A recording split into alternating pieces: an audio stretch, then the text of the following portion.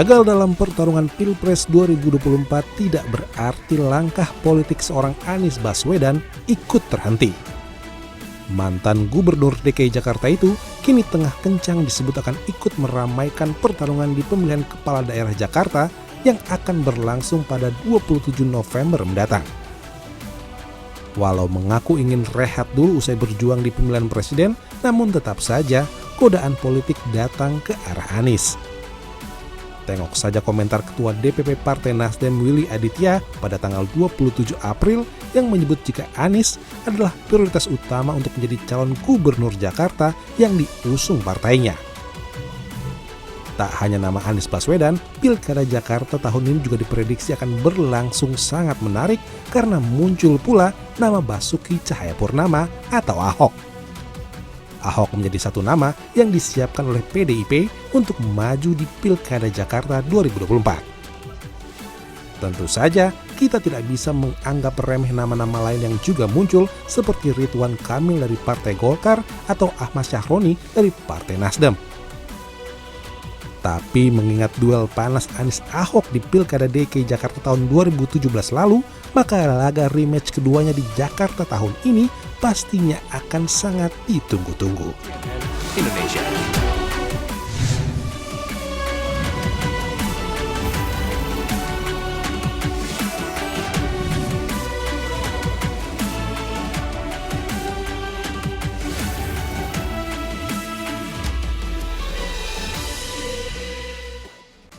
Oke, Dinda di seluruh kepulauan Nusantara bersatulah. Ya.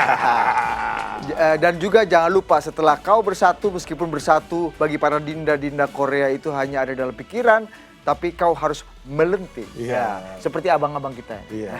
Para menteri kita. Para menteri kita ini Korea yang sudah melenting. Betul ya.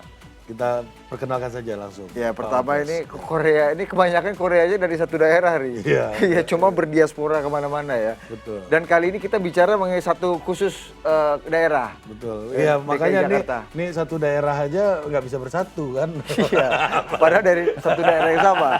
Oke, kita Pak Presiden izin ya, kita mau perkenalkan para menteri-menteri di rapat kabinet ini. Pertama nih ada Menteri Kehutanan kita, ya kan. Khusus untuk green economy dan carbon capture. Iya, waktu debat Pilpres kemarin temanya itu perwakilan mempelai pria. Nah, sekarang palang pintu temanya. Ada Menteri Kehutanan kita, Bang Bestari baru. Partai. Kasih dulu. Mantap kelas. Kita perkenalkan sebelahnya beliau. Sebelah beliau. Ya, sebelah beliau ini Jaksa Agung kita. Iya. Top kan? Ya. Ini baru dilantik jadi Jaksa Agung udah mau rotasi jaksa tinggi ini, Bang. Wah, beliau ini. Dan apa namanya selalu penning ya dulu ini. The one and only. Ruth Sitompul. Kasih opening dulu. Aku Jaksa Agung tak penning lagi Indonesia. Iya, Pate. Yang berikutnya Yang sebelah sana. seperti biasa ya, sudah bersama kita Menteri Agama Kabinet Bayangan tetap. Iya, kan? iya. Kalau ada penggantinya tuh ad interim aja biasanya. Betul. Ya, kalau beliau lagi jadi Amirul Hajj biasanya. Yang bisa mereshuffle kita cuma beliau. Betul. Ya, siapa lagi kalau bukan? Adi Praetno. Coba menyengsarakan dulu coba. Menyengsarakan. Fix, berarti Madura. Yang berikutnya, Ari. Yang terakhir, Ya, beliau ini Menteri Dalam Negeri ya. dan juga yang selalu bermain di daerah-daerah Sumatera Utara. Betul. Apa sih? Menteri Dalam Negeri, tapi beliau lebih dekat sama Gubernur DKI Jakarta kemarin lama. Oh, bukan ini Menko Marinvest. Iya. hampir jadi kader binaan juga. Siapa lagi kalau bukan? Bang Adi Sinulinga. Ya kan? Salam Jadi perubahan. ini rapat kabinet spesial edisi agak lain. Jadi kita agak lainnya, tapi sebelum kita ngobrol-ngobrol tentang problem yang akan kita bahas ini dan sambil nunggu nih AC nyala ini ya Bang ya, kita minta laporan dulu dari kaset press kita ya, Dinda Mevri Syari ini ya. Kasih Yang mau jadi PJ Gubernur ya beliau. Betul, kasih dulu Dinda dari Lampung ini. Ya, selamat malam Bapak Presiden dan Wakil Presiden Bayangan. Izin kali ini saya lagi-lagi mau menyampaikan laporan nih ya. Setelah kita melewati hingar-bingar Pilpres 2024, kini pertarungan politik di Indonesia sudah beralih nih ke pemilihan kepala daerah alias Pilkada yang akan berlangsung serentak pada tanggal 27 November mendatang. Nah, walaupun Pilpres 2024 sudah berlalu, ternyata masih ada satu nama yang belum berlalu. Siapa lagi kalau bukan ini dia Anies Baswedan yang kemarin sempat gagal nih di pertarungan Capres. Kini kencang kembali namanya disebut akan ambil bagian dalam Pilkada Jakarta. Hal itu tentunya setelah Ketua Umum Partai Nasdem Surya Paloh mengatakan bahwa ada peluang bahwa partainya akan mengusung Anies. Nah, menjawab hal itu Anies akhirnya mengatakan kalau dirinya ini ingin rehat terlebih dahulu. Kita simak yuk komentar dari sang mantan gubernur DKI Jakarta ini. Nanti aba-abanya BPAB. Rehatnya sampai kapan? Rehatnya sampai kapan? Ada kemungkinan masih sampai kapan Pak? Sampai kapan rehatnya Pak? Akan maju rehat ini artinya masih Bukan, dipikirkan atau? rehat itu artinya begini. Kemarin putusan MK hari Senin. Sesudah itu kita tutup buku, membereskan semua kerja-kerja kemarin sehingga ada closure. Setelah closure baru nanti kita siapkan tahap berikutnya. Fa'idha farahta fansab wa ila rabbika. Oke. Masih ada peluang berarti apa ya? Berarti siapa berikutnya? Rencana ke depannya nanti kita Tuh dengerin ya katanya kita rehat sejenak nunggu aba-aba ya. Tidak hanya nama Anies Baswedan yang membuat Pilkada Jakarta mendatang juga jadi menarik adalah munculnya nama pesaing utama dari Anies di Pilkada DKI Jakarta di tahun 2017 lalu. Siapa lagi kalau bukan Ahok alias Basuki Cahayapurnama. Ahok yang kini berseragam PDI Perjuangan ini masuk tentunya dalam nama kandidat yang disiapkan Partai Banteng di Pilgub Jakarta. Mantan wakil gubernur dari Pak Jokowi ini sudah mulai memanaskan mesin dengan membuka saluran podcast di media sosial pribadinya untuk bisa menjawab segala pertanyaan seputar Jakarta. Kalau dulu kan buka tanya jawabnya di halaman atau di selasarnya Balkot ya, sekarang di podcast dulu katanya. Dikutip dari media sosial pribadinya, Ahok mempersilahkan masyarakat untuk bisa bertanya terkait Jakarta di kolom komentar media sosialnya itu.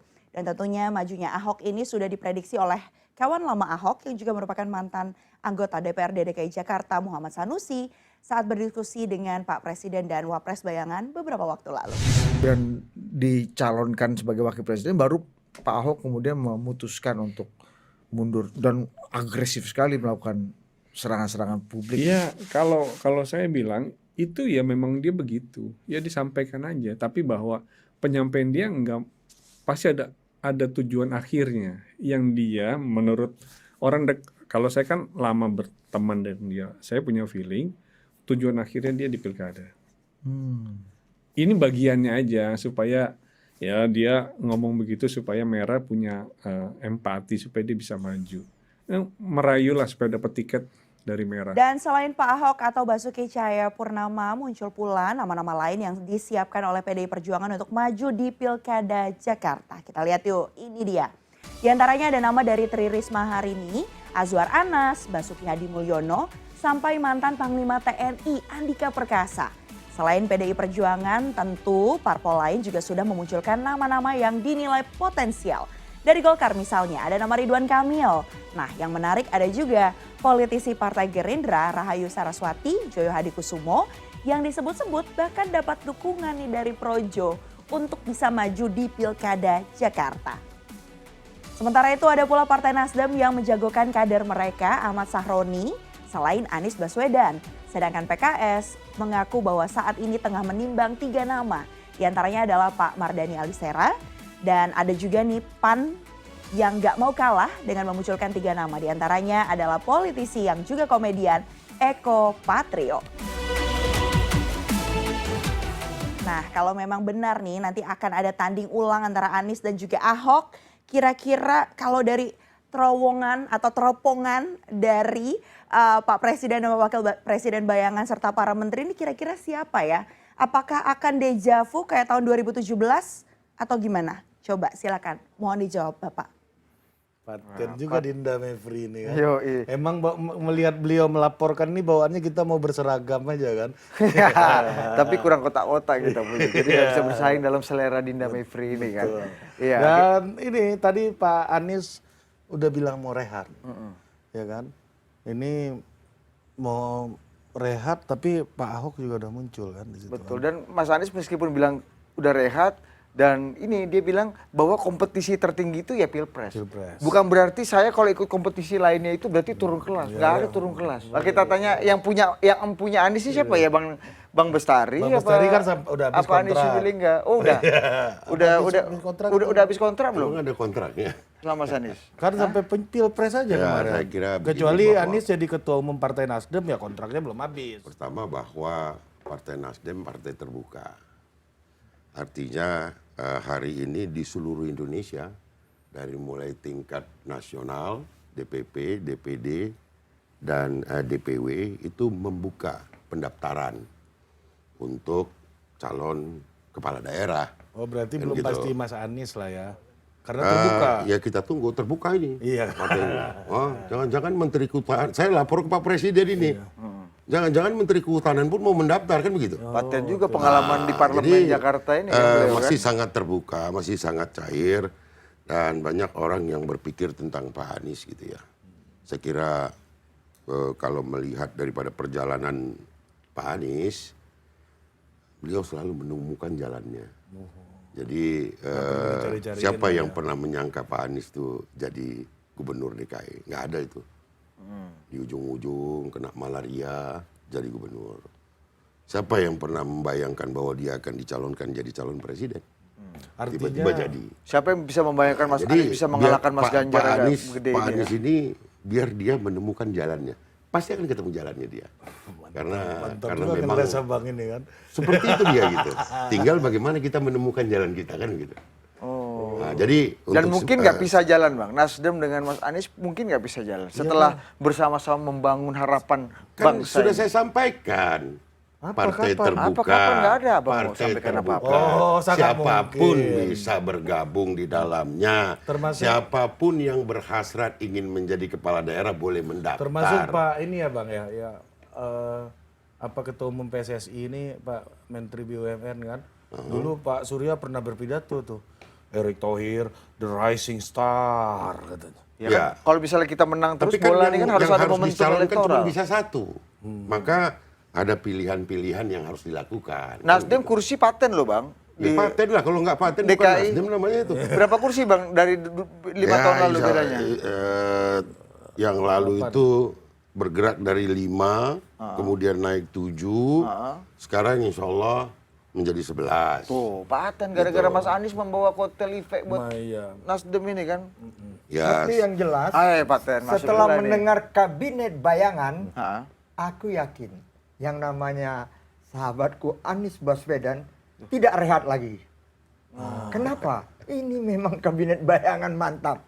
Dia sudah melihat sili gua Andi Sinulinga. Andi ini ngeri banget sili gua ini. Iya. Gimana Bang? Tiada hari tanpa Anies untuk Jakarta.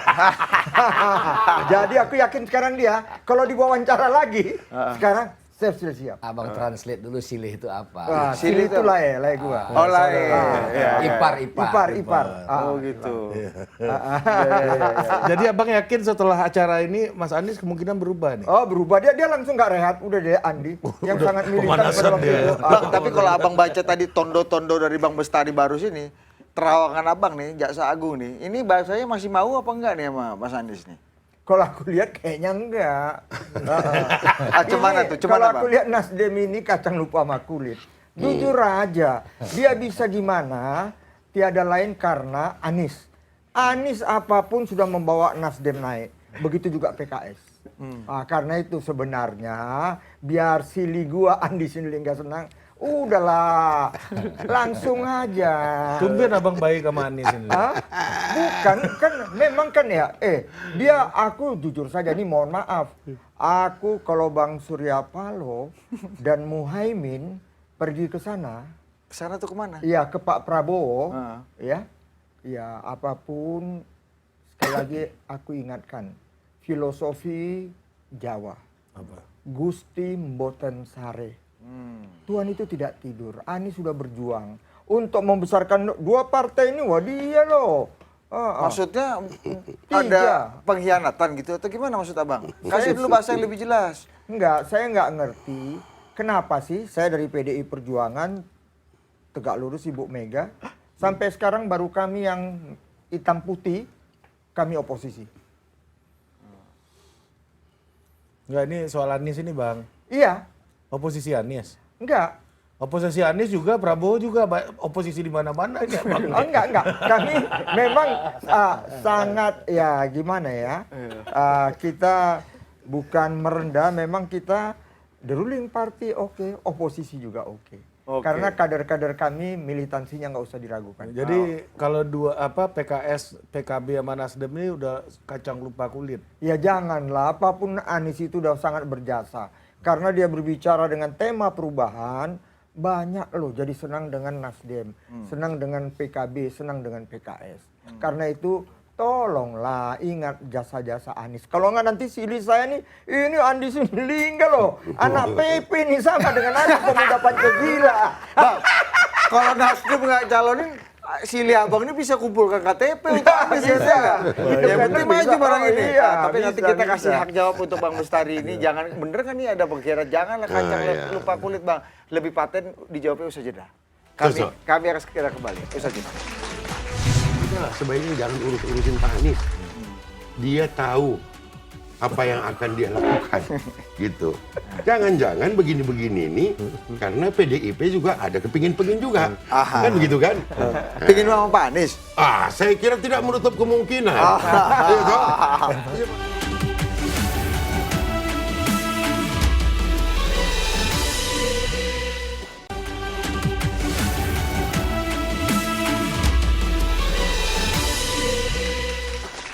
Oke, kembali lagi Dinda di Kabinet Bayangan.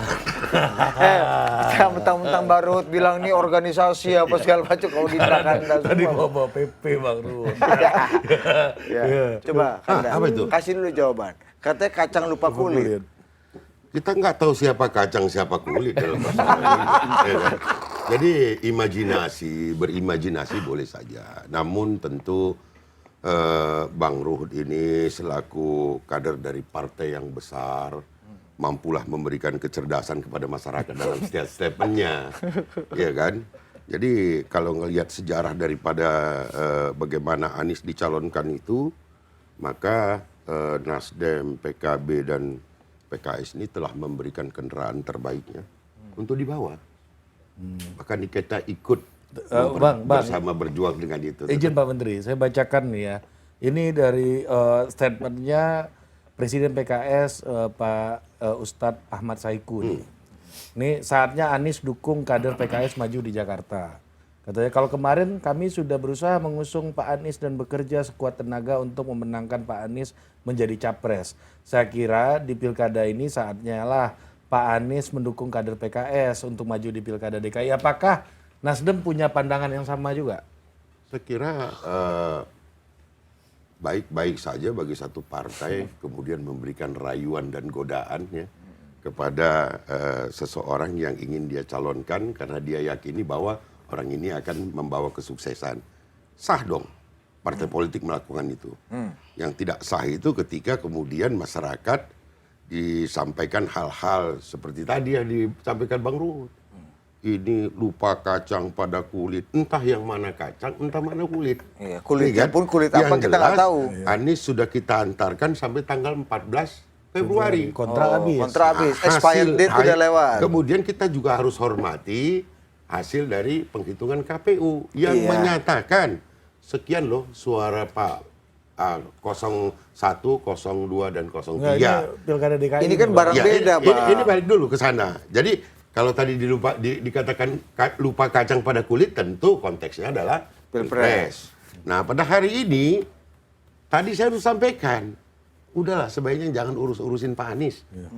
Dia tahu apa yang akan dia lakukan, gitu. Jangan-jangan begini-begini ini karena PDIP juga ada kepingin-pengin juga, kan begitu kan? Pingin sama Pak Anies? Saya kira tidak menutup kemungkinan. Iya toh? Gimana lagi? Iya kan? Kita mau ke Bang Ruhut lagi dulu. Bang, coba diterjemahkan lagi bahasa Bang Mustari ini. Termasuk PKS tadi.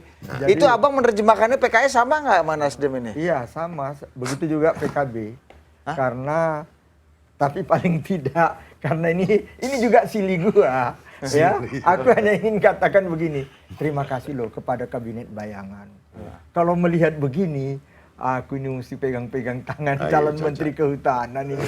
Kayaknya Pak Prabowo melihat ini, wah memang cocok nih Bestari ini. Apalagi Bang Surya Paloh udah kasih karpet merah sama Pak Prabowo kan. Jadi ya kita bertemanlah dengan Pak Bestari. Iya, iya. Ya di Bang, tapi substansinya Soal gimana PKS tadi? tadi. PKS gimana? Itu sama ya, nggak tadi, PKS Bang? juga sama. Kenapa sih Bang, Mas Anies ini kayak dilupakan gitu? Kan barang Iya, karena paten itu. itu. Barang paten buat Kan Jakarta. ada dulu. Karena itu aku bilang tolonglah jangan ya.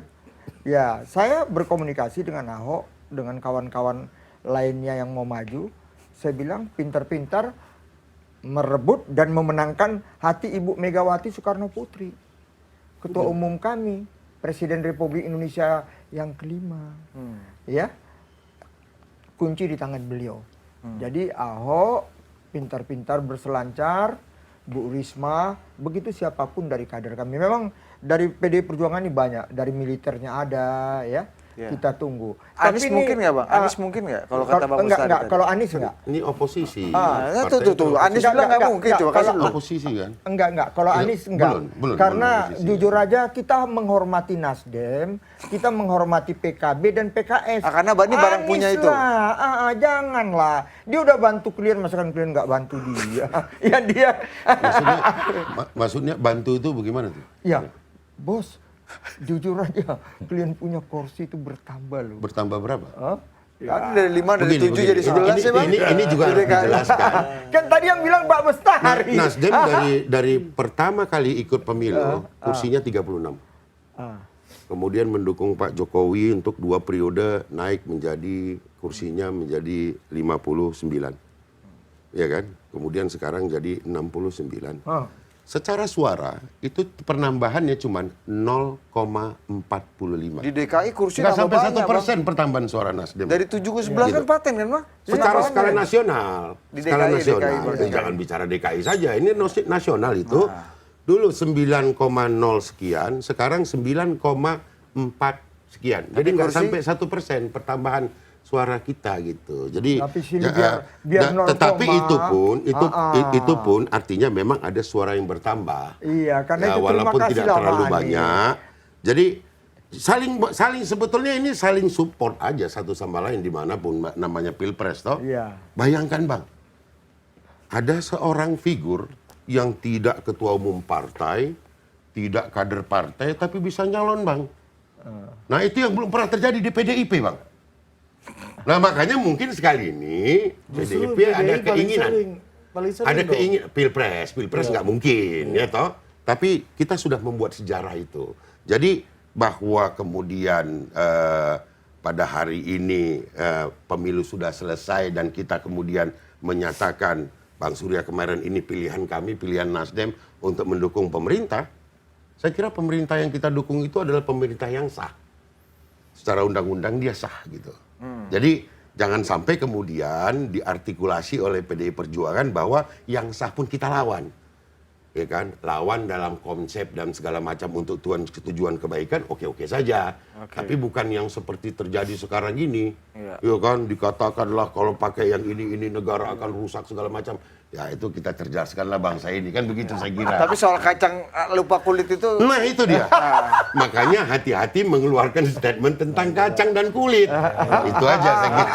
Kasih dulu. Iya. Kasih dulu. Itu bahasa yang benar-benar kan sangat menyentuh kan tadi. Kita harus sejuk, Bang. Sejuk. Iya. Sejuk. Kan menyentuh. Karena apapun, belum lagi nanti ini 2 pakar ya. Iya. Termasuk bos gua, cendekiawan Indonesia Kalau berasal Gubernur dari Madura. Madura Begitu juga Sili gua, Andi Sinulingga. Ucok Sinulinga. Ucok. Ya jadi nggak usah khawatir. Apapun orang tahu kok. PDIP Ya. mau nggak mana Anies? Enggak mau.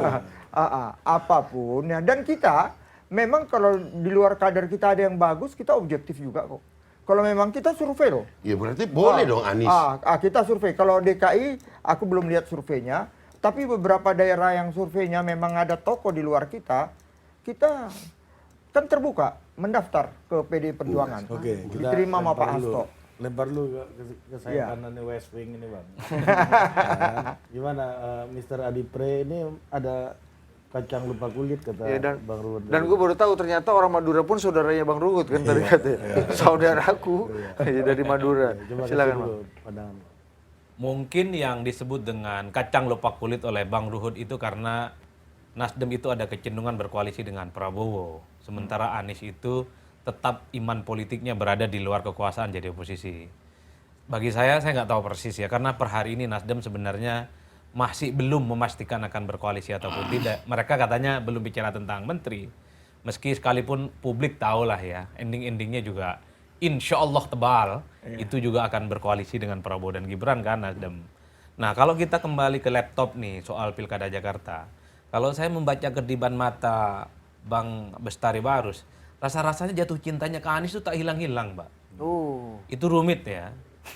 Jadi diksinya itu sejak awal menurut saya menegaskan memang Nasdem itu dari lubuk hati yang paling dalam memang terus ingin menjadikan Anies sebagai salah satu figur yang menurut saya prioritas untuk dimajukan. Bang Bestari tadi berulang-ulang, tak usahlah ngurus Anies. Anies ini selalu menemukan jalan cerita politiknya. Tak pernah ada yang sangka jadi gubernur, tak pernah ada yang sangka jadi calon wakil presiden, tak pernah ada yang nyangka suaranya 23%. Apalagi beberapa waktu yang lalu kita juga mendengar Bang, bahwa kalau mau jujur Nasdem ingin punya kandidat yang relatifly kompetitif di Jakarta. Enggak ada nama lain selain Anies. Itu yang saya sebutkan. Kalau PKS rasa-rasanya kalau Anies maju dan oke, Nasdem oke, saya kira PKS pun juga akan terima. Pasti terima. Jadi apapun judulnya, wajah Anies ini ya 85%-nya wajahnya PKS, Pak. Jadi kalau mau dibelah-belah sebenarnya PKS ini dalam banyak hal memang tak bisa dilepaskan dari PKS dan Anies. Oleh karena itu Kalau membaca pernyataan Presiden PKS tadi, waktunya Mas Anies dukung kami dong. Jangan kami terus dukung Anda. Oh iya, itu tentu dengan harapan ya bahwa kontestasi di 2024 ini pilkada tak ada nama-nama besar yang relatifly ya akan membuat PKS kesulitan untuk memenangkan pertarungan. Tapi ketika muncul nama Ahok, ada Ridwan Kamil, ada Risma, saya kira PKS harus berpikir ulang, Pak. Memajukan 3 nama kadernya yang menurut saya, sekalipun kadernya itu soleh, bacaan Al-Qur'annya bagus, imannya mantap, tapi itu bukan jaminan untuk memenangkan di Jakarta. Sorry to say. Bahkan akhlak mulia pun nggak cukup. Itu nggak cukup, Pak. Ini bukan soal mencari ustadz ngaji ya. Sorry to say, yang dimunculkan oleh kawan-kawan PKS itu nggak pernah muncul di survei. Tapi kalau Anies yang disorongkan per hari ini memang popularitas dan elektabilitasnya menjulang, Pak. Yang relatif mendekati Anies itu kan Ahok. Kemudian ada Ridwan Kamil, ada Risma dan nama-nama lain. Jadi ini yang saya kira bahwa kalau RK betul diusung oleh Partai Golkar gitu ya. Apalagi nanti Golkar misalnya dia bisa berkoalisi dengan Gerindra. Itu tentu harus dilawan dengan nama besar juga. Siapa yang relatif kompetitif? Anies. Di luar Anies siapa? Ahok. Kalau bukan Ahok ya Risma. Ini variabel survei yang kita pakai. Kecuali memang bertandingnya itu hanya sebatas pelengkap penderita. Hore-hore ikut tanding kalah menang belakangan. Nggak bisa. Yang penting main dulu. Yang penting main dulu. Kalah 10-0, 5-0 belakangan saya nggak tahu. Tapi kalau berpikir ini kompetisinya agak sedikit kompetitif, dia berimbang, kuat tidak kuat, saya kira ada nama Anies di situ yang layak dimajukan. Karena apapun, sepertinya Golkar juga serius memajukan Ridwan Kamil ya. Karena kalau melihat resultante dan respon publik terhadap Ridwan Kamil di Jakarta, saya kira juga bagus. Ini yang saya kira memang ke depan menurut saya masih termasuk yang meyakini ya Bang Bestari, sekalipun saya melihat dari jauh, bahwa Nasdem ini mencoba untuk menghidupkan kembali kartu politik Anies setelah PKS menyatakan tak tertarik untuk mengusung Anies ya. Tapi menurut saya ketika Nasdem mengusulkan Anies dan Anies mau, tak ada cerita bagi PKS untuk pindah ke lain hati. Apapun yang terjadi, mungkin skenario terburuknya akan ada kader PKS yang akan disorongkan untuk menjadi pendampingnya Anies. Mungkin Sohibul Iman, mungkin Ustadz Sahil, ataupun Ketua DPW PKS. Apalagi kalau duet Anies Baswedan dan Bestari Barus ini. Mantap, Pak. HMI dan PP, Bang. HMI dan PP. Ya, kita tanya ke Bang Ucok dulu, Bang. Jadi sebagai owner gimana ngelihat perdebatan ini? Sebagai pemegang sertifikat dan BPKB Anies Baswedan ini, Bang. Saya ya sebagai Mendagri melihat Jakarta. Lupa itu juga kita Abang Mendagri. Jakarta itu dibutuhkan kepemimpinan yang punya kemampuan lebih dari kemampuan teknokratik. Jadi problem Jakarta itu selain problem-problem teknokratik yang banyak ahli-ahli orang-orang cerdas di Jakarta, yang kedua adalah problem-problem sosiologis. Lihat berapa banyak proyek-proyek mangkrak yang nggak bisa diselesaikan hanya karena persoalan-persoalan sosial tuh. Misal contoh, MRT kita. MRT kita itu tidak bisa dieksekusi hanya persoalan pembebasan lahan. Dan di situ Anies masuk, dia bebaskan lahan itu. Pak Mahes namanya di Fatmawati, itu bisa dicek tuh ya di semua. Cuman tidak diviralkan saja sama tim Anies itu, sayangnya pada waktu itu tidak diviralkan sehingga banyak yang nggak tahu. Tapi Anies punya kemampuan itu meyakinkan Pak Mahes yang ngotot sampai ke pengadilan sehingga dia sendiri yang membongkar rumahnya tuh. Dan di situ diperlukan kemampuan sosiologi politik, psikologi masyarakat. Itu pemimpin di Jakarta perlu itu. Sehingga janji Pak Jokowi ya untuk membuat waduk 9 waduk itu kan sampai kelanjutannya tidak bisa dieksekusi, bukan karena kita nggak punya kemampuan teknokratik membuat waduk, tapi membebaskan lahannya sulit. Sulit. Dan itu beres waduk Wirajasa, waduk Brigif. Coba lihat waduk Brigif tuh, nanti sama Bang Ruhut kita bisa lihat tuh, waduk Lebak Bulus, waduk Pondok Rangon itu selesai dieksekusi dengan baik. Bahkan Sodetan Ciliwung itu yang kemudian diberitakan seolah-olah PJ gubernur yang baru yang melanjutkan. Dia nggak bisa dilanjutkan kalau tidak ada pembebasan lahannya. Dan itu proyek PUPR, bukan proyek Pemda DKI. Itu proyek PUPR, pembebasan lahannya DKI. Nah karena itu ke depan, ini sebagai sebuah contoh ya, saya sebagai menilai perlu kepemimpinan di DKI itu yang punya keterampilan berkomunikasi dan memahami psikologi sosial masyarakat kita. Itu yang pertama ya dari segi itu. Nah yang kedua, kalau Anies gitu, saya melihat Anies dari yang saya kenal, sependek yang saya kenal dia. Dia punya keinginan untuk main di dalam wilayah politik praktis, iya. Tapi jalannya itu selalu ketemu dengan pihak lain yang memang ada simbiosis mutualisme. Nah, jadi kalau misalnya katakanlah dilihat dengan Nasdem, itu menurut saya hubungannya simbiosis mutualisme, saling menguatkan, saling ada perlu di situ. Anies perlu Nasdem, Nasdem perlu Anies. Begitu juga dengan PKB ya, simbiosis mutualisme. Nah, coba bayangkan tadi disampaikan tadi itu, dia nggak punya partai, dia nggak punya uang untuk mengentertain partai-partai. Tapi partai-partai itu, bahkan Nasdem itu kan tidak mendukung Anies, mendukung Ahok pada waktu itu, Pak. Justru Bang Surya sebagai pemimpin di Nasdem itu memberikan rekognisi pertama itu terhadap kinerja Anies, plus langsung memberi dukungan kepada Anies. Kalau PKS, oke lah. Termasuk PKB itu misalnya.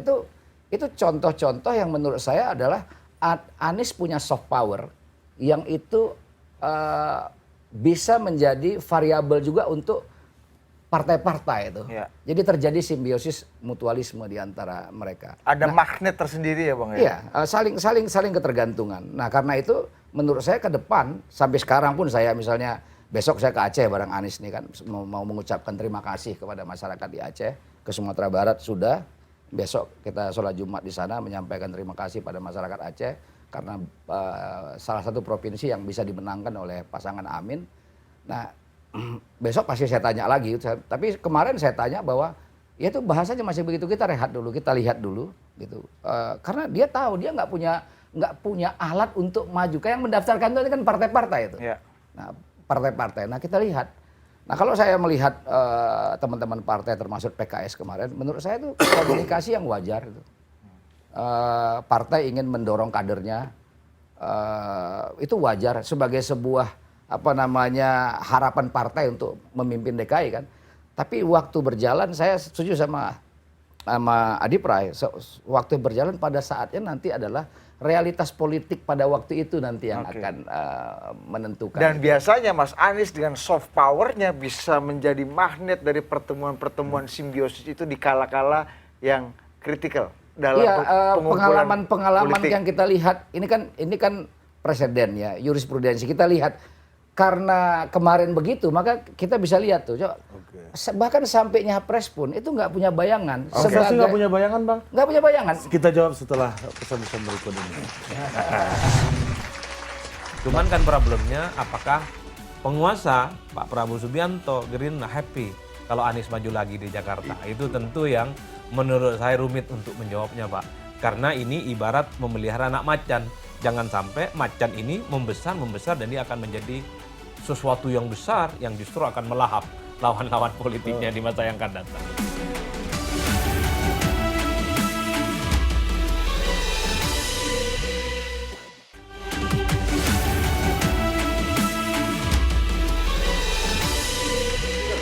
Oke, kembali lagi Dinda. Ya, paten Bawaannya juga. mau Dinda aja Iya. sekarang. Tapi sebelum ke Bang Ruhut lagi, Kanda, memang Kanda Mendagri. Kanda Mendagri. Buat Mas Anies sendiri yang udah masuk level capres, udah, wah dia kan posisinya tinggi sekali. Kalau masuk lagi dalam pertarungan pilgub itu, quote unquote turun kelas nggak sih sebenarnya? Ya kan sekarang definisi menjelaskan tokoh nasional, tokoh provinsi, tokoh kabupaten itu kan sumir. Misalnya katakanlah Pak Prabowo nyapres, jadi menteri. Menurut saya lebih kokoh gubernur daripada menteri kabinet. Menurut saya ya. Tapi kan Pak Prabowo juga jadi menteri. Banyak tokoh-tokoh nasional, katakanlah saya sebut nama gini misalnya tuh, Saifullah Yusuf, dia jadi menteri, jadi wakil gubernur, jadi wali kota. Sekarang jadi sekjen PBNU. ormas besar PBNU. Nah, apakah ketika dia turun di wali kota itu dia turun kelasnya menjadi tokoh kabupaten? Kan tidak, dia tetap tokoh nasional. Dan itu kan kiprah, panggilan. Jadi saya kira kalau nanti misalnya Anies kalau di alat ukurnya survei, kan itu alat ukur melihat panggilan. Apakah ada panggilan kepada Anies Baswedan? Gitu. Kalau ada panggilan dan panggilan itu signifikan, layak bertarung, menurut saya sebagai politisi yang punya semangat untuk mengabdi kepada rakyat harus masuk, menurut saya itu. Kecuali tidak ada panggilan, memaksakan diri misalnya, lobby-lobby partai, nyuap-nyuap partai misalnya untuk maju, bagi-bagi bansos untuk operasi money politik di masa masyarakat gitu misalnya, itu sesuatu yang menurut saya adalah memaksakan diri. Betul, itu efektif pada kelompok menengah bawah. Kalau kita lihat gambar misalnya peta Amin di Pilpres itu nampak itu petanya itu. Nah, memang betul efektif untuk masyarakat kelas ekonomi bawah, tapi itu secara etik itu tidak produktif. Nah, karena itu menurut saya Nggak turun kelas. Tidak turun kelas. Nah, kalau ada panggilan, ini kan ruang pengabdian semua ini. Ruang pengabdian semua ini. Yang kita sebut ini mau menteri, kabinet. Kalau memang ada panggilan rakyat memanggilnya dan partai merespon itu semua, menurut saya ya bertanding. Oh, paten juga aspirasi nih Bang. Mas Anies buat Pilgub Sumbar ini Bang. Baru lagi nih. Nggak turun kelas Bang. Ya. Dan kayaknya menurut Abang ini bener nggak kata Ari? Lebih paten mana kan Anies menang di Sumbar dan di Aceh. Jangan-jangan lebih paten jadi gubernur Sumbar Bang. Atau Itu gubernur nanti Aceh. mungkin kita bicarakan tempat terpisah. Tapi saya masih bilang, cukup punya resiko tinggi ya ketika pada hari ini setelah di Pilpres ini, ya ini beresiko juga harus dihitung secara baik. Belum ada satu tokoh yang muncul pada hari ini, ya, yang pemilu sudah selesai, Pak Prabowo sudah jadi presiden, ditetapkan, kemudian ada nggak yang sudah muncul? Belum ada, masih ada Anies saja itu yang akan menandingi yang akan datang. Baru Anies saja yang kelihatan tuh. Untuk 5 tahun lagi? Untuk 5 tahun lagi baru Anies nih yang kelihatan. Abang lihat Ganjar nggak mungkin? Tunggu dulu. Ya salah satunya lah, ya kan. Kemudian ini sangat beresiko ketika kita melihat hasil pemilu kemarin di seluruh Indonesia. Pak Anies itu menang di 2 lokasi aja itu. Aceh dan Sumbar. Ketika dia calonkan di Jakarta ini harus penuh perhitungan. Jangan sampai nanti terjadi sesuatu yang tidak kita inginkan, hasilnya.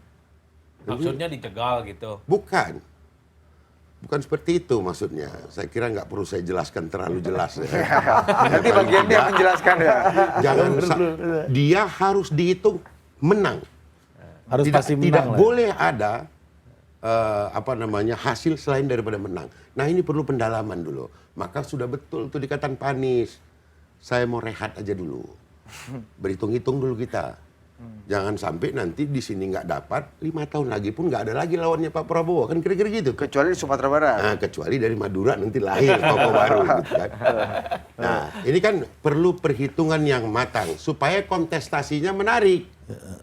Ya kan? Kalau dia melawan yang jauh sekali, ini terpautnya. Abang Nasdem melihat kondisinya Anies paling paten sekarang atau ada juga tipis-tipis di bawahnya? Atau menurut Abang Anies ini nggak tertandingi? Nasdem partai terbuka, siapapun boleh datang. Kan begitu. Nggak Jadi menurut Abang. jangan kemudian bahwa satu partai itu hanya untuk si A saja. Ya nggak bisa juga gitu kan. Penuh perhitungan ini. Kalaupun pada akhirnya diputuskan, ya kita calonkan si A. Oh ini langsung, yang tadi berbeda pendapat. Kalau di Nasdem itu langsung nyatu. Bang, tapi turun kelas nggak Bang? Nggak turun. Turun kelas nggak? Kalau kata Bang Ucok tadi, Mendagri kita nggak turun bos. Partai Makanya barang jangan ini. terlalu dipikirkan Pak Anies ini. Dia akan menemukan jalannya. Nggak sanggup kita mikirin Pak Anies. Bagaimana caranya dia nggak punya partai, nggak punya apa jadi gubernur. Nggak punya partai, nggak punya apa, tiba-tiba dicapres. Oh berarti riuh lagi itu berarti emang Mas pilpres Anies itu kan. ini Mas Anies ini selama ini kerja sendiri berarti ya? Bukan, ada orang yang memang talenta dan diberkahi. Kalau Pak Presiden dan Wakil Presiden ini mungkin agak berbeda. Agak lain. Jadi saya kira Pak Anies akan menemukan jalannya, jangan khawatir. Partai politik tentu melihat. Tadi bukan ini Bang, bukan simbiosis komensalisme Bang. Ini simbiosis mutualisme. Jadi kalau PDIP pun ambil Anies, itu pasti mutualisme, untung bersama juga Bang. Nggak mau Ya kan? katanya Bang Ruhut, nggak mau. Cuman catatan di Nasdem itu satu saja. Bahwa siapapun yang akan kita calonkan di pilkada ini ke depan, maka itu keberpihakannya jelas kepada pemerintah yang nanti akan menggantikan Pak Jokowi. Coba diterjemahkan dulu Pak Dura. Coba. Ya nggak apa-apa, bagus. Tapi kalau menurut saya begini, bicara tentang Anies ya, satu-satunya cara merawat stamina politik Anies 5 tahun ke depan harus jadi pejabat publik. Sudah ada korespondensi historisnya, figur-figur publik kalau nggak jadi pejabat publik, aura kebintangannya hilang, Bang. Pasti, dan itu otomatis. Anies kalau tidak jadi apa-apa, tidak jadi menteri, tidak jadi gubernur, dan tidak jadi kepala daerah, ini akan digerogoti oleh zaman, di mana aura positif dan magnet Anies ini tentu akan tergantikan oleh figur-figur lain. Dan kita juga akan melihat nanti, menteri-menteri Pak Prabowo ini akan beradu bersolek diri dia, memantaskan diri untuk bisa bertanding di 5 tahun yang akan datang. Apalagi yang ada di dalamnya itu adalah ketum-ketum, sekjen-sekjen yang sangat kelihatan sejak 5 tahun yang lalu, sejak 10 tahun yang lalu, juga punya intensi untuk bisa maju di Pilpres. Oleh karena itu, betul memang, kalau Anies ingin dimajukan kembali di DKI Jakarta, nggak ada pilihan lain. Ya harus menang memang Bang. Dan itu yang harus dipikirkan bagi Nasdem. Karena kalau ingin Nasdem punya calon yang relatif kompetitif, diperhitungkan di Jakarta, nggak ada nama lain selain Anies Baswedan. Betul bahwa Nasdem ini adalah partai inklusif dan terbuka. Tapi selama Nasdem membuka diri bagi Anies, mengidentifikasi Anies sebagai sosok yang paling prioritas, orang lain mundur Pak. Ini barang bagus Bang. Mau dilawan pakai apapun susah menggeser posisi Anies ini. Tapi itu pernyataan dari Pak Menhub tadi, bahwa satu hal yang penting bagi Nasdem sekarang, calonnya harus bersama, sinkron dengan pemerintahan yang sudah terpilih sekarang. Kalau itu enggak soal, Anies ini kan sangat pandai memposisikan diri.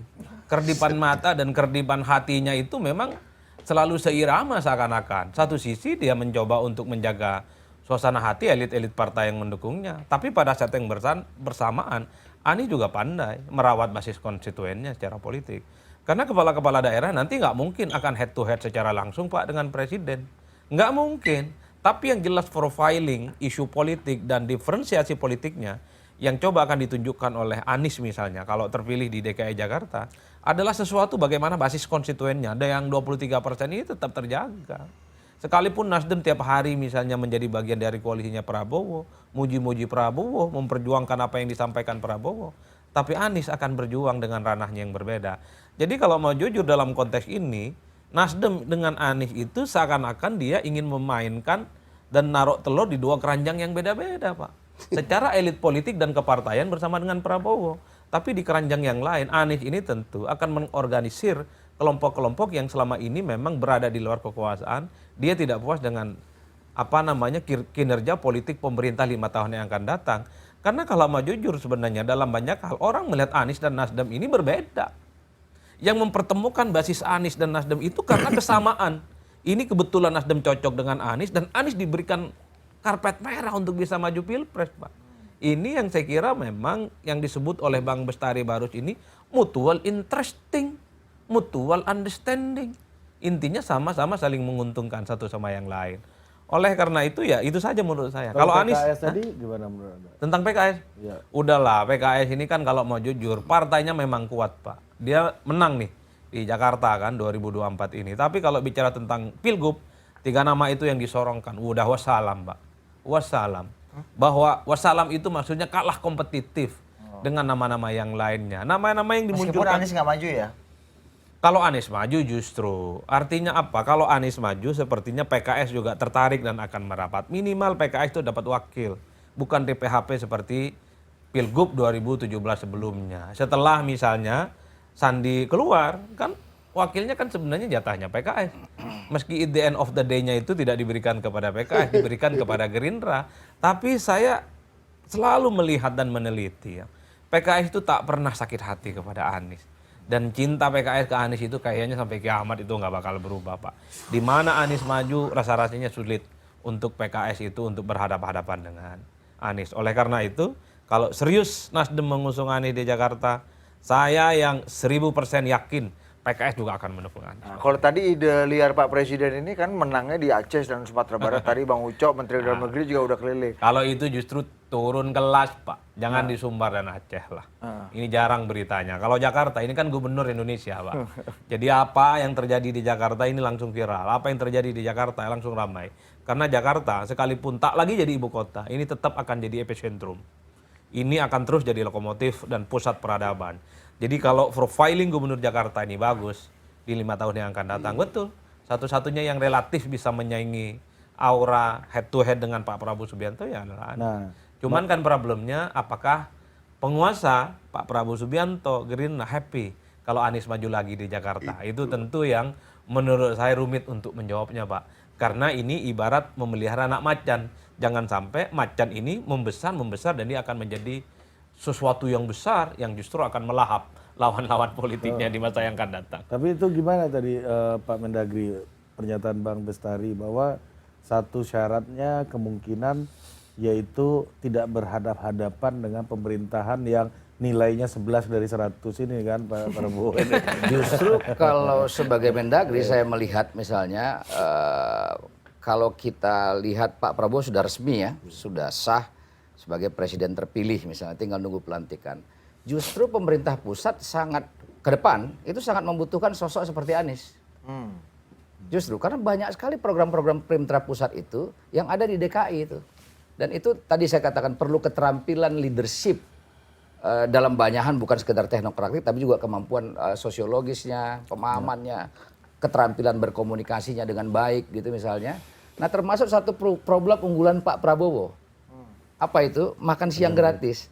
Yang sudah dikerjakan di DKI sebenarnya. Kalau kita lihat 2019 waktu Pak Prabowo maju, dia mengatakan dia mengutip apa yang sudah dikerjakan di DKI. Nah, pada waktu itu bentuknya sarapan pagi.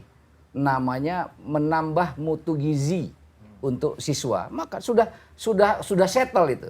Justru sebenarnya pemerintah yang akan datang itu perlu dia semacam etalase. Yang sudah settle kan kemudian itu bisa ditiru oleh provinsi-provinsi lain sebagai sebuah program yang menurut saya ini program oke. Ya anak-anak sekolah kita dan memang udah di beberapa negara begitu dapat susu, dapat makan, bertambah kualitas gizi, pendidikan juga masuk dengan bagus. Nah itu perlu modelnya sebagai sebuah ide ya, tapi sebagai sebuah model baru Anies yang mengerjakan itu. Baru Anies. Nah karena itu menurut saya kalau Pak Prabowo dilantik menjadi presiden, dia perlu Anies itu untuk memperlihatkan bahwa ide beliau itu bisa diaktualisasikan, diimplementasikan di DKI. Paten juga nih Bang. Ini baru tahu nih kita nih kan. Iya. Gue mau nanya ke Bang Ruhut nih. Iya, paten kali nih. Paten, Bang. Apakah Anies memang sepaten itu Bang 5 tahun lalu ini sampai membuat Pak Prabowo nih, wah ini harus jadi nih karena ini adalah etalaseku. Dijawabnya usah jeda. Kami saat lagi. Kemarin di Instagram Pak Ahok udah ini membuka pertanyaan. Coba Pak, gimana? warga Jakarta tanya apa aja soal Jakarta, saya jawab. Itu kurang lebih itu, nggak sama persis sih. Iya. Ini tondo-tondo Ahok pengen lagi nih Bang.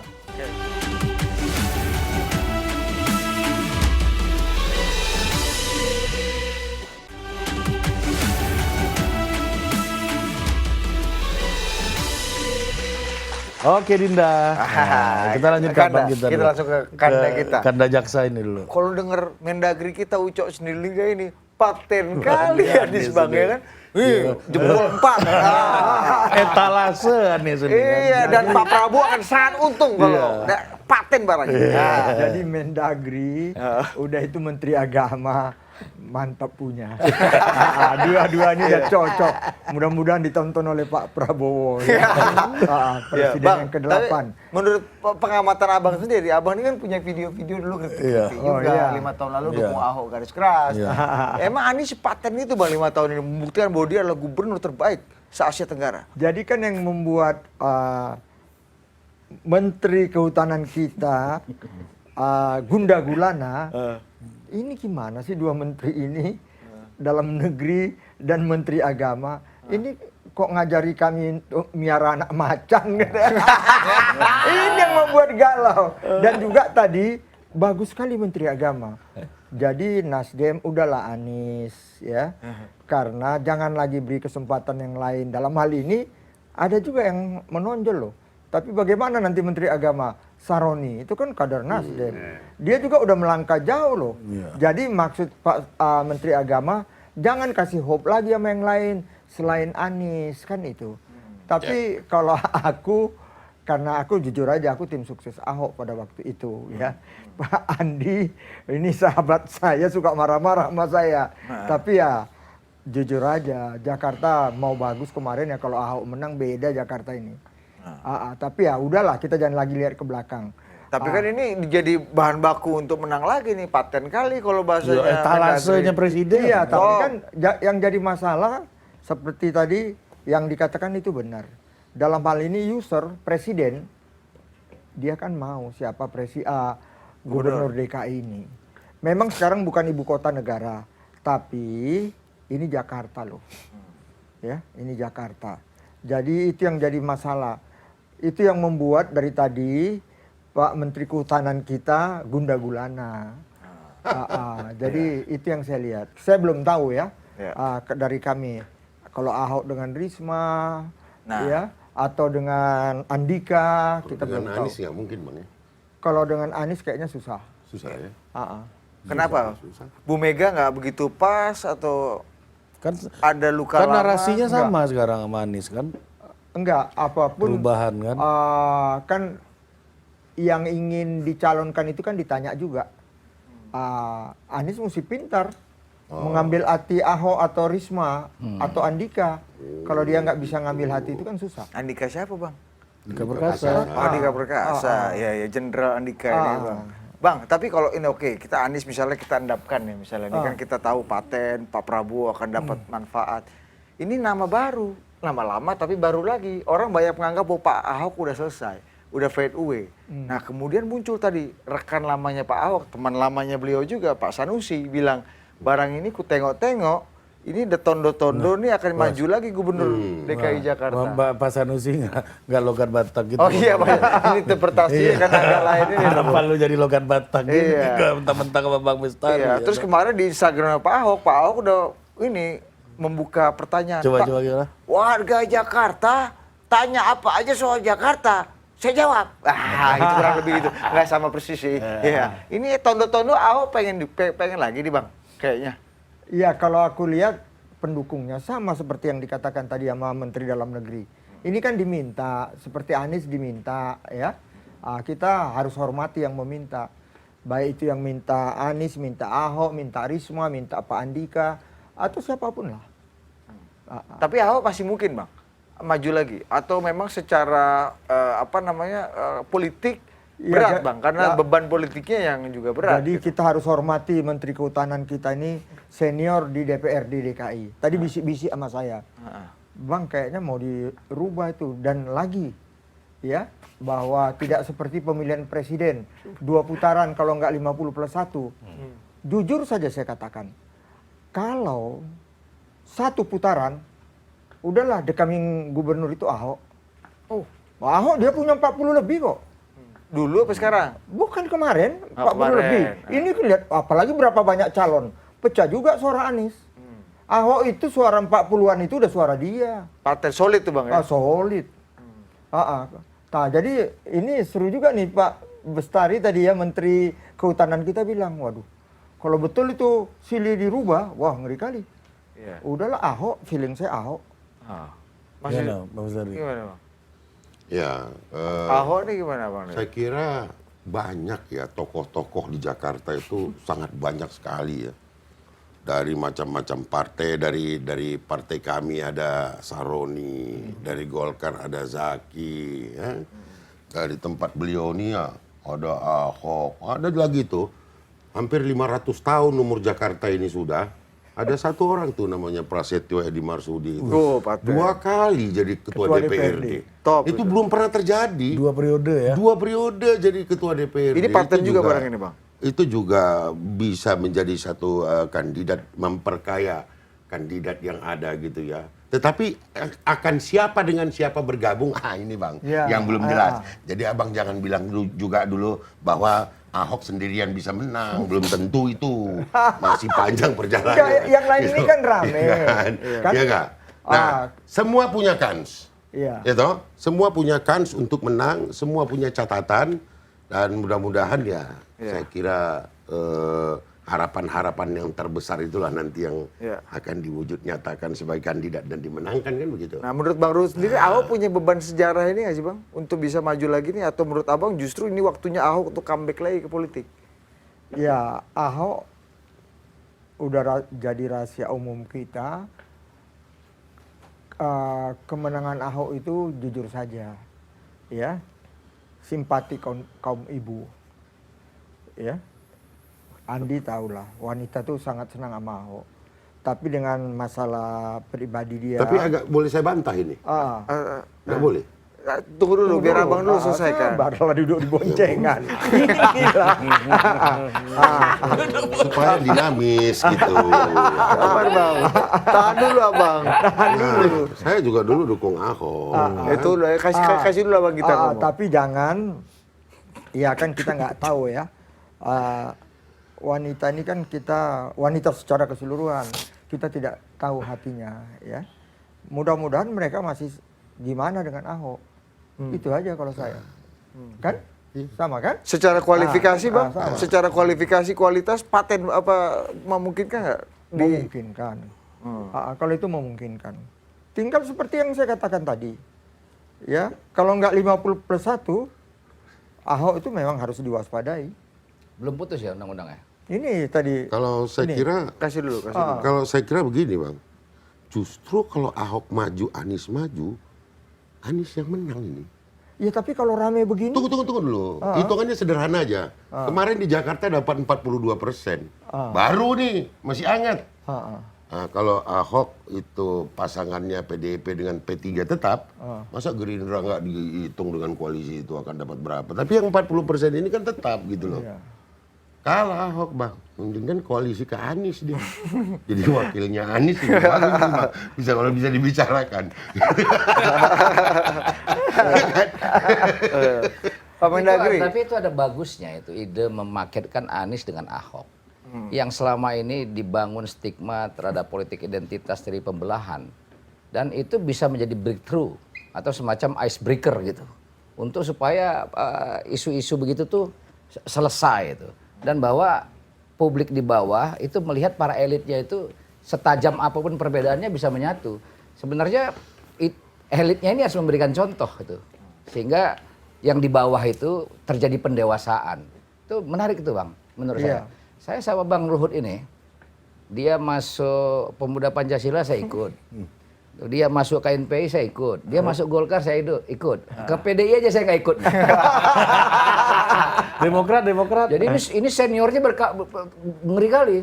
Di Golkar senior, di KNPI senior, di Pemuda Pancasila senior. Di dunia perfilman sinetron pun. Makanya ngelawan beliau ini berat.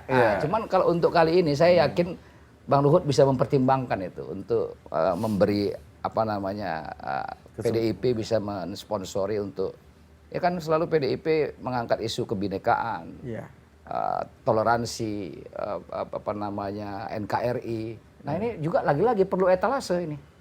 Yang menurut saya itu menyejukkan atmosfer politik kita. Mungkin nggak Bang? Mungkin nggak? Saya sebagai Mendagri tentu kan harus bicara begitu kan. Apa yang dikatakan Pak Andi Sindlingga, namanya politik. Politik itu fleksibel kok, nggak selalu 2+2 4. Apa Bisa saja aja mungkin. terjadi. Apa saja mungkin. Apa aja bisa terjadi. Kita ke Menteri Agama dulu nih, ya kan?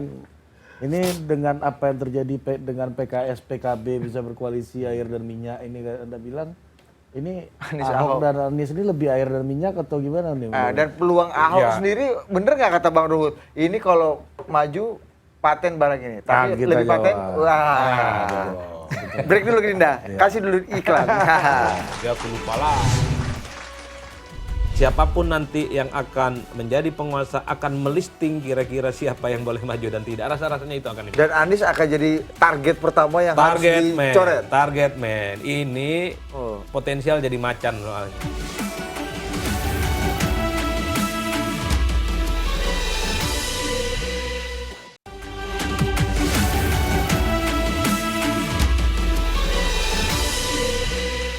Oke, kembali lagi di Kabinet Bayangan. Kita lempar dulu ke Menteri Agama kita untuk menjelaskan bagaimana nih air minyak nih bisa beradu atau bisa berantuk-antuk. Nah itu tolong dikasih terawangan. Fikihnya perlu dikupas. Iya, termasuk betul nggak kata Bang Ruhut Poltak ini tadi?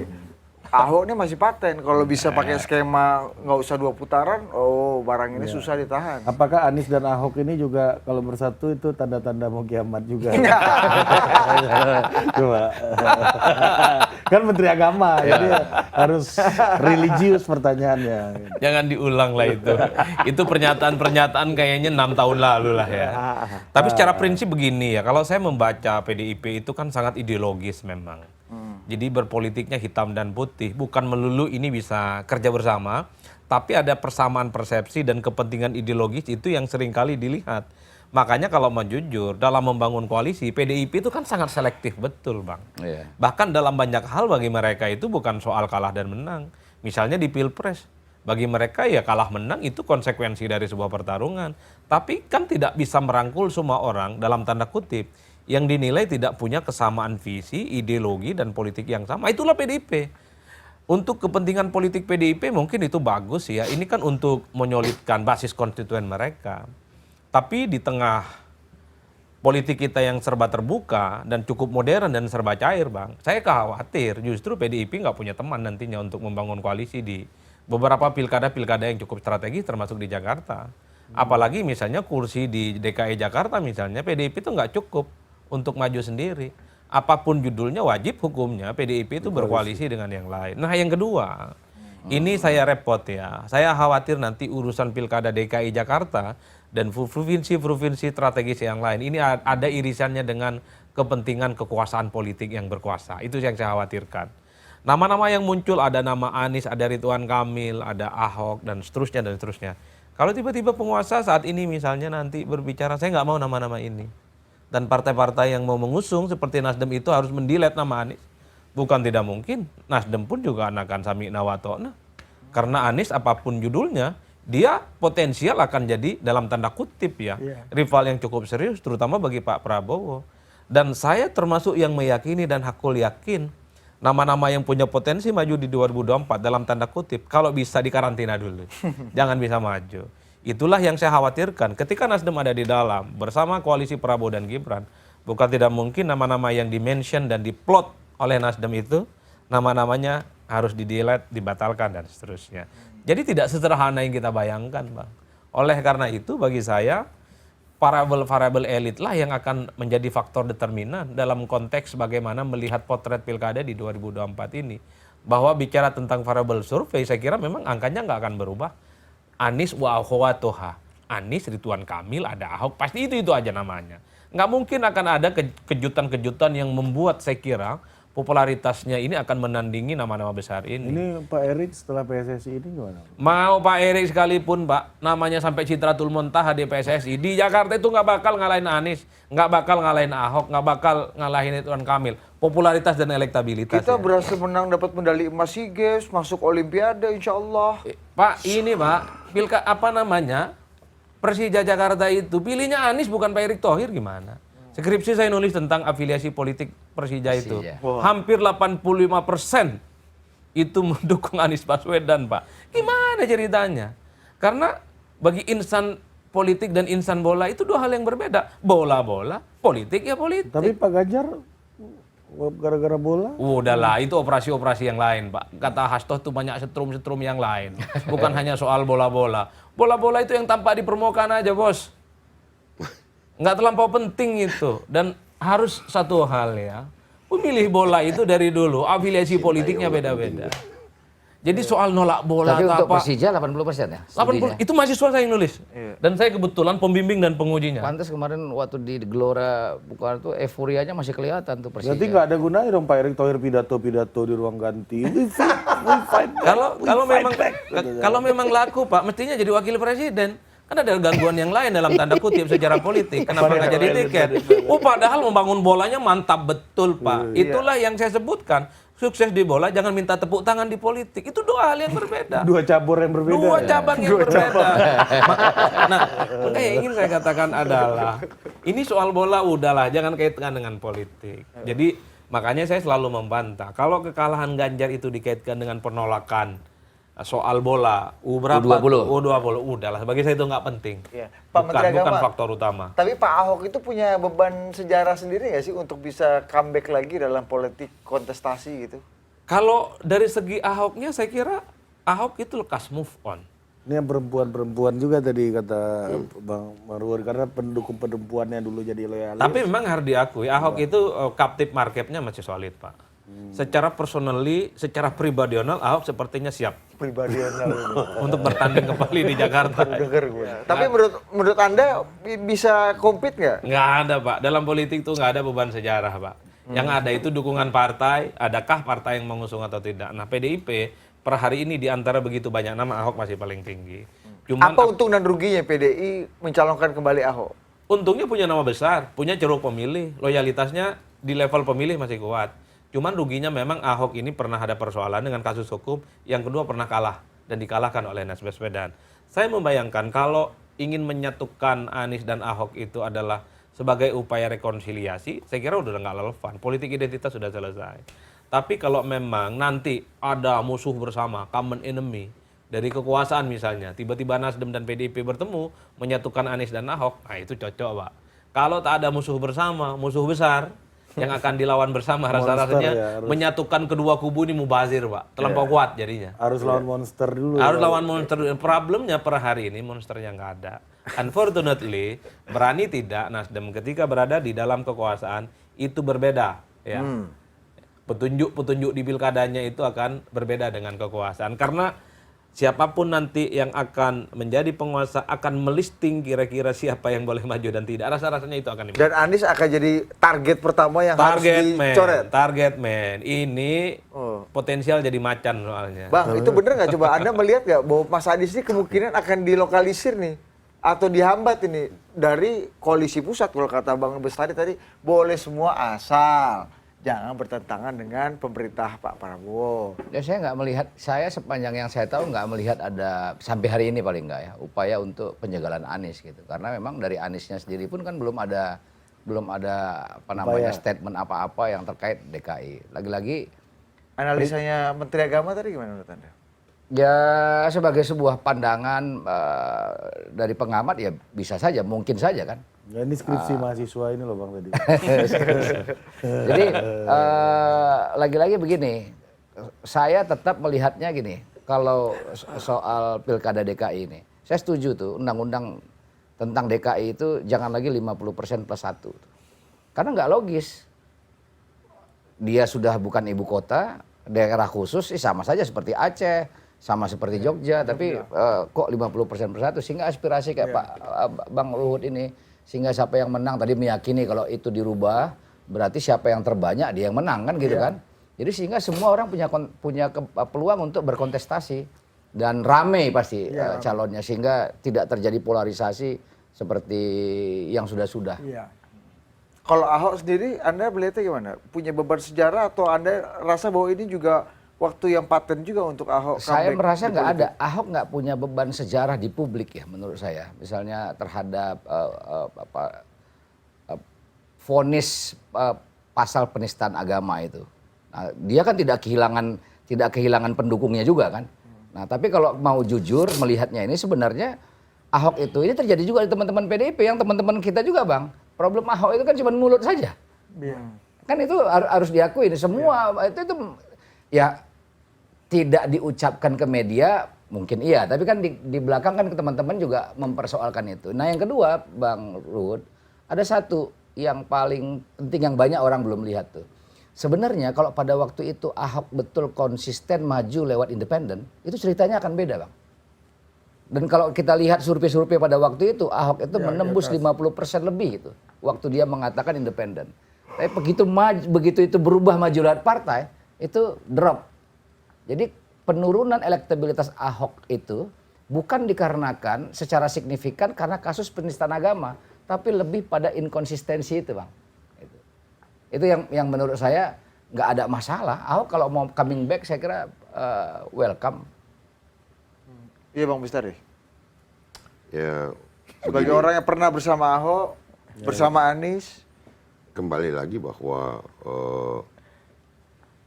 dalam memutuskan sikapnya ke depan ini, Partai Nasdem tentu punya pandangan-pandangan tersendiri lainnya yang juga patut untuk menjadi landasan berpikir dalam mengambilkan keputusan. Kalau kaitannya dengan siapa akan berpasangan dengan siapa, saya cuma bisa bilang pastilah hitung-hitungannya itu luar biasa. Hitungannya gitu. pakai apa, Bang? Hitungannya udah nggak bisa lagi pakai sempoa. Survei Konglo nih. Survei, nanti atau judul skripsi. mulai lagi hidup nanti survei-survei. Kita lihat ya, mungkin dalam 1 bulan ke depan ini akan kelihatan. Waktunya memang sangat mepet nih. Atau 2 minggu ke depan mulai kelihatan tuh. Yang paling luar biasa pada hari ini, PDIP sudah melonsing beberapa nama, tapi Gerindra sampai hari ini belum ada tuh, ya kan? Belum melonsing apapun. Udah Bang Dasko udah ngomong kok. Siapa? Kita udah siapkan kader yang fresh. Iyalah, artinya Kader internal kan. Ya, tapi belum kemudian mengemuka, belum terjadi kemudian diskusi-diskusi politik, belum terjadi saling open, kami maunya begini, pasangannya begini, belum ada tuh. Jadi yang baru ada nih beriak-riak nih, yang paling banyak mengajukan bakal calon ini kan PD Perjuangan nih kan. Paten juga ide Bang ini. Salah satunya siapa tadi? Mitra Anda? Salah satunya adalah Prasetyo Edi Marsudi itu. Itu kader terbaik 10 tahun PDI, menjadi ketua DPRD itu. Salah satu kader terbaik juga. Salah satu kader PDIP terbaik yang saya kira kalau dipasangkan dengan Anies itu cocok. Karena mereka selama ini kan berseteru tuh. Bukannya bersahabat. Iya, bersahabat dalam perseteruan lah. Iya kan? Oke, Bang kita break dulu. Bukannya Pak Anies dikasih bukunya Ahok.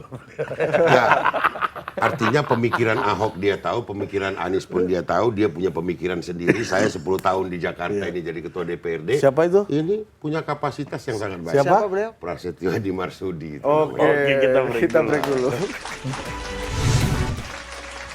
Sekarang aja nih pendukung Pak Prabowo ini lagi mesra. Tapi menjelang hari pengumuman kabinet, itu nanti semua bersandar ke kita lagi tuh. Oh, udah mulai nanti.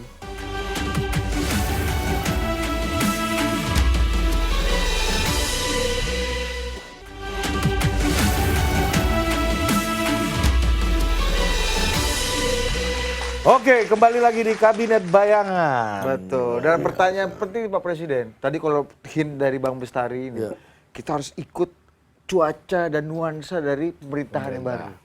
Apakah nanti sebenarnya koalisi di pusat ini akan merembes dan menjadi wajah koalisi-koalisi di daerah-daerah, termasuk di daerah-daerah yang kunci, strategis.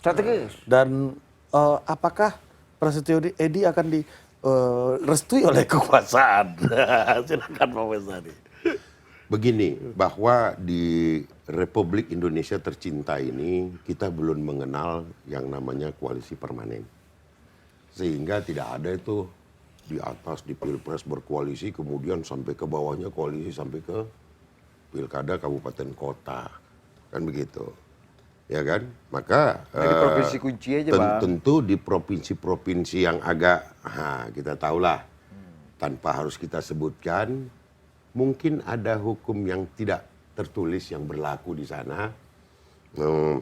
Ada kepentingan para pihak untuk kemudian itu menjadi zona nyaman, kan begitu. Nah, itulah yang mungkin menjadi pandangan banyak pihak bahwa ya kalau di daerah yang agak jauh-jauh di sana mungkin beda lagi penerapan bagaimana di sana kemudian policy ataupun harapan-harapan masing-masing pihak berbeda. Tapi kalau untuk yang utamanya di Pulau Jawa kali ya. Tapi saya lihat abang nih kok makin kalem makin kesini ya. Ya ini kan kita nunggu isyarat juga ini. Jadi jangan juga terlalu kencang kali kita lewat pula nanti kan gitu kan. Jadi ya Banyak setrum-setrum. nanti kena setrum pula kita. Jadi saya kira itu. Oke, kita ke pengamat Madura, Menteri Agama dulu. Gimana melihat? Apakah ini formasi koalisi di pusat, terutama tadi Anda bilang nih yang berpotensi akan menjadi penantang Pak Prabowo dan Mas Gibran di 5 tahun ke depan ini akan mencoba untuk dieliminir? Apakah dengan adanya konsep-konsep koalisi permanen ini akan menyengsarakan partai-partai juga? Menyengsarakan. Ya memang saya setuju dengan Bang Bestari ya untuk yang satu hal. Tak ada koalisi permanen ya. Karena pilkada ini kan banyak sekali, 541. Itu sulit rasa-rasanya bahwa konfigurasi di Pilpres itu akan berlanjut pada sampai kota dan kabupaten. Pasti akan terjadi kawin silang koalisi antara 1 dengan 3, 3 dengan 1, 1 dengan 4 dan seterusnya ya. Nah tapi memang bagi saya ada beberapa pilkada yang rasa-rasanya eksepsional. Ada intensi kekuasaan itu banyak variabel. Partai-partai pengusungnya terutama itu pasti punya intensi siapa yang harus maju dan siapa yang harus menang. Itu pasti dihitung betul. Karena apapun judulnya, kalau kita bicara tentang Jakarta, ini kan epicentrum, ini kan lokomotif.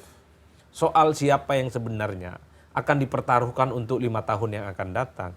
Dan Anies dipersepsikan stamina politiknya akan kuat, Pak. Kalau ini orang sampai jadi pejabat publik, apalagi jadi gubernur, ini akan menjadi suatu hal yang pastinya akan diprediksi akan maju lagi di 2029, Pak. Dan namanya akan makin berkibar. Dia akan terus menjadi spotlight pembicaraan soal Pilpres. Karena saya membayangkan Anies jadi menteri itu agak rumit sepertinya. Saya masih membaca betapa suasana kebatinan Pak Prabowo itu masih kurang happy dengan Pak Anies. Gara-gara skor 11 dari 100 itu. Walaupun udah gini-gini, guncang-guncang. Ya, itu kan ungkapan-ungkapan bahwa memang pemilu sudah selesai. Bahwa ingin menyertakan Anies dalam kabinetnya Prabowo dan Gibran bagi saya agak rumit. Maka satu-satunya cara memang bagi Anies untuk terus merawat stamina dan untuk merawat bagaimana persona politiknya itu tetap ada di di orbit politik harus jadi gubernur Jakarta salah satunya. Tanpa itu semua bagi saya agak rumit, Pak. Karena apapun saya kira 5 tahun yang akan datang akan begitu banyak muncul nama-nama baru. Entah dari kalangan menteri, entah dari kalangan gubernur-gubernur yang dinilai punya preferensi politik yang itu dianggap sebagai pembeda dan dia akan menjadi mercusuar dalam kontestasi pemilu 2024. Bahkan untuk pilkada daerah lain pun itu turun kelas berarti Mas Anies. Bagi saya hanya di Jakarta yang sangat layak untuk Anies. Kalau di Sumbar, kalau kemudian di Aceh, apalagi di tempat yang lain, bagi saya nggak usah lah. Udah Anies tutup itu. buku aja lah. Udah wassalam, bukan Bang, tutup tapi- buku masih iya. bisa dibuka. Bang, Wassalam. Pak Menteri Agama, tapi di daerah-daerah kunci tadi seperti kata Bang Bestari, at least di Pulau Jawa ya, ini akan ada formasi yang cukup solid nggak antara partai-partai koalisi pendukung Pak Prabowo ini untuk bisa Daerah-daerah strategis. Iya, dan Saya siapa kira yang paling iya. untung, siapa yang paling rugi dalam Saya kira formasi iya. ini? Formasi koalisi Pak Prabowo itu pasti punya intensi, punya interest bagaimana mengamankan pilkada-pilkada kunci terutama satu soliditas antar pendukung, yang kedua harus diamankan bahwa yang jadi gubernur itu adalah mereka yang tegak lurus dengan kekuasaan. Orkid. Bukan mereka yang justru akan menjadi batu sandungan untuk 5 tahun yang akan datang. Ini kekuasaannya siapa nih, Pak Jokowi atau Pak Prabowo? Ya presidennya Prabowo, Pak. Dan kekuasaan itu jangan dibaca tunggal, tapi partai-partai pengusung di dalamnya. Partai-partai yang ingin merawat bahwa di 2029 yang akan datang Prabowo itu tak ada lawan.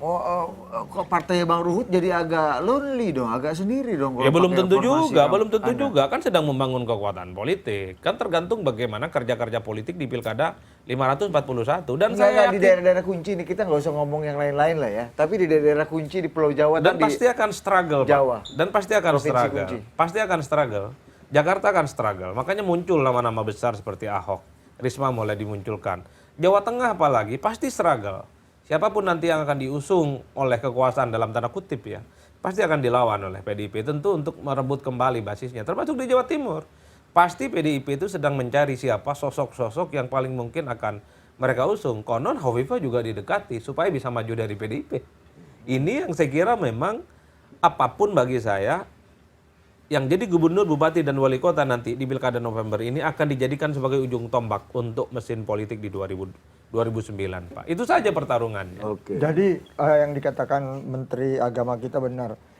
Selama dilihat ke depan, dia the coming leader sebagai pesaing, saya yakin ada tanda petik.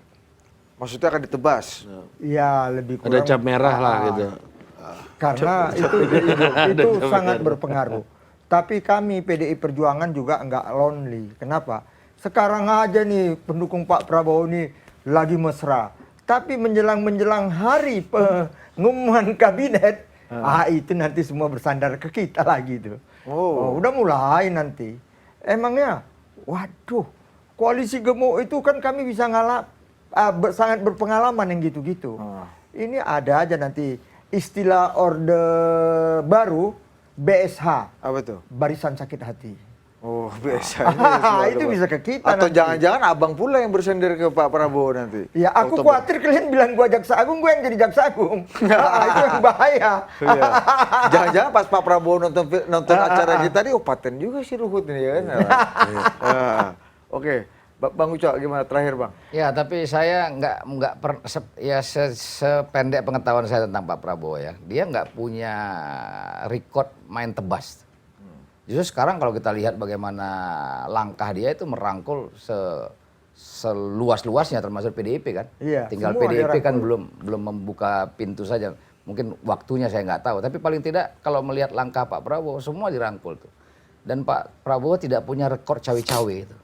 Sehingga saya yakin sekali pilkada ini itu jauh lebih steril tuh dari cawe-cawe presiden baru kita nanti ya. Itu pasti akan berbeda. Karena gini, pilkada ini kan complicated. Di daerah tertentu bisa jadi Nasdem sama Gerindra koalisi. Bisa jadi itu. Ya. Di daerah yang lain bisa jadi Gerindra sama PKS. Oke. Itu dan bisa jadi tukar tambah. Di daerah ini partai satu mendukung si A, di daerah yang lain partai yang tadi tuh mendukung sini. Itu bisa terjadi sehingga ada pembagian wilayah tuh. Karena itu dia melihat pilkada itu tidak hitam putih itu. Satu, yang kedua, kalau partai nggak bisa sepenuhnya memaksakan orang dari dalamnya itu.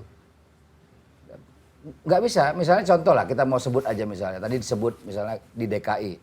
Apakah dalam tadi bacaan Pak Menteri Agama kita, apakah Gerindra punya figur internal yang memang marketable di DKI?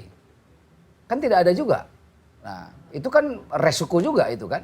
Sebagai partai yang menang Pilpres, mengusung calon DKI, tapi tidak menang. Kan itu kan problem juga itu. Nah karena itu langkah nanti politik ke depan terkait pilkada-pilkada, menurut saya nggak sederhana seperti yang kita bicarakan. Oke. Terima kasih Pak Mendagri. Enggak ya, mungkin yang terakhir. Yang saya sebutkan tadi itu soal kemungkinan wilayah-wilayah kunci itu dalam tanda kutip ada kemauan dari kekuasaan untuk bisa dikondisikan. Ini kan secara alamiah memang supaya tidak muncul nama-nama besar di 5 tahun yang akan datang. Dan kekuasaan itu tidak tunggal, Pak. Tidak melulu presiden, tapi partai-partai pengusungnya juga. Karena mereka itu juga punya kekuasaan yang saya kira akan dirawat di basis-basis tertentu itu. Itulah yang saya kira memang kekuasaan dalam sistem koalisional multipartai ekstrim itu bukan hanya presiden, jangan-jangan wakil presidennya, partai-partai pengusungnya, ataupun oligarki-oligarki yang berkehendak memang di wilayah tertentu memang sesuai dengan kehendak hati dan pilihan politiknya. Saya kira di situ konteksnya. Ini ada deskripsi mahasiswa. Ada. Oke, betul. Gue tahu biasanya ya, mahasiswa ngutip dosen, Bos. Yeah. Ini dosen yang ngutip mahasiswa. Artinya pelajaran untuk para muridnya Dr. Adipre, Anda buatlah skripsi dengan sebaik-baiknya dan sebenarnya. Karena pasti Anda akan dikutip.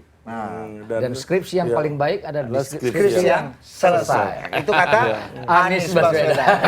Membangun itu bukan saja membangun harus membesarkan yang kecil tapi tidak mengecilkan yang besar. Kasih dulu bibir.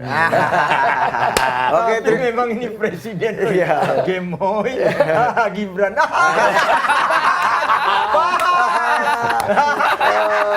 Oke, Pak Jaksa Agung, Paten, Bang Sampai jumpa Menhub, lagi, dah. Mendagri dan Menteri Agama, Paten, adios.